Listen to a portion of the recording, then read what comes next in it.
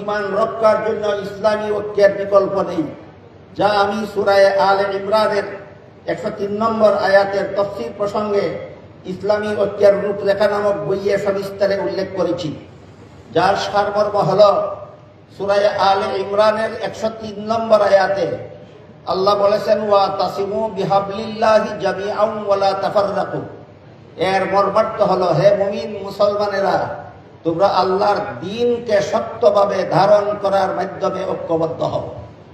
এখানে আল্লাহ সুস্পষ্টভাবে মুসলমানদের ঐক্যবদ্ধ হওয়ার একটা প্ল্যাটফর্ম বলে দিয়েছেন আল্লাহর দ্বীন পালনের মাধ্যমে।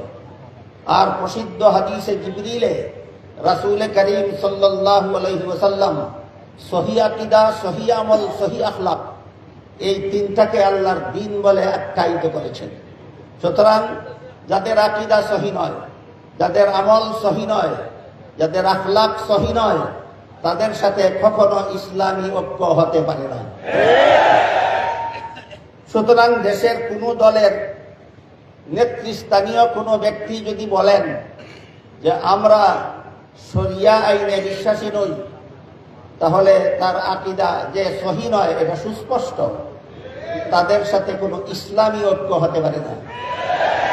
তবে দেশ রক্ষার ঐক্য করা, তাদের সাথে দেশ রক্ষার ঐক্য করা যায় কিনা তা ভেবে দেখা যেতে পারে। আজকের এই মুবারক সমাবেশে জমিয়ত ও ইসলামী দলগুলোর কাছে আমার কতগুলি প্রস্তাবনা।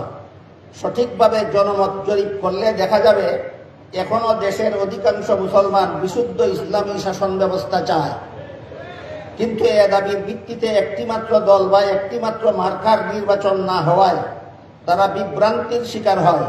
ফলে এই জনমতের আশানুরূপ প্রতিফল ঘটে না। এই সমস্যার সমাধান কল্পে আমি আপনাদের খেদমতে নিম্নোক্ত প্রস্তাবসমূহ পেশ করছি। 1 নম্বর, সত্যই যদি ইসলামী রাজনৈতিক দলের উদ্দেশ্য হয় বিশুদ্ধ ইসলামী শাসন ব্যবস্থা প্রতিষ্ঠা, তাহলে এই লক্ষ্যে একমত সবাইকে ঐক্যবদ্ধ হয়ে একটিমাত্র দল গঠন করা উচিত ছিল, কিন্তু এটি এখন আর আদৌ সম্ভব বলে মনে হয় না।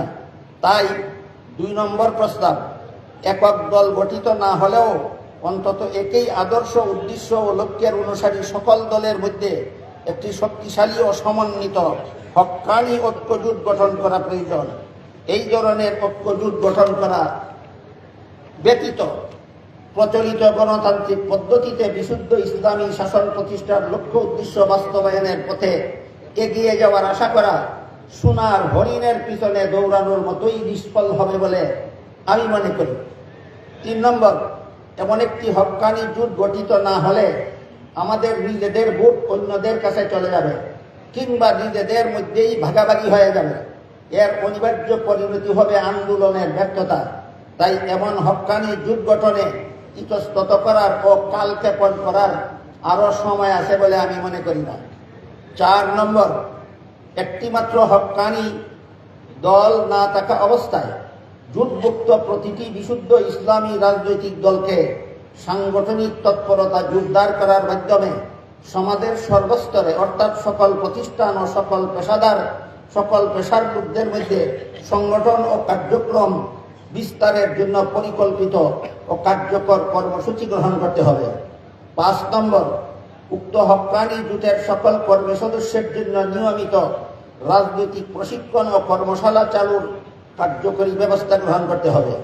উপরের প্রস্তাবসমূহ বাস্তবায়ন ছাড়া বিচ্ছিন্ন ও বিক্ষিপ্তভাবে আন্দোলনের মাধ্যমে অথবা কোনো রাজনৈতিক দলের সাথে বা ইসলামের নামে অবিশুদ্ধ ইসলামী দলের সাথে জোট গঠনের মাধ্যমে গণতান্ত্রিক পদ্ধতিতে টেকসই কোনো সাফল্য অর্জন করা যাবে বলে আমি মনে করি না।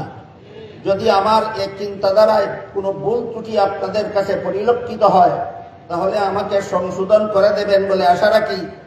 আর যদি সঠিক বলে বিবেচিত হয়, তাহলে এসব প্রস্তাবনা বাস্তবায়নের জন্য পদক্ষেপ গ্রহণ করার আকুল আবেদন জানাচ্ছি।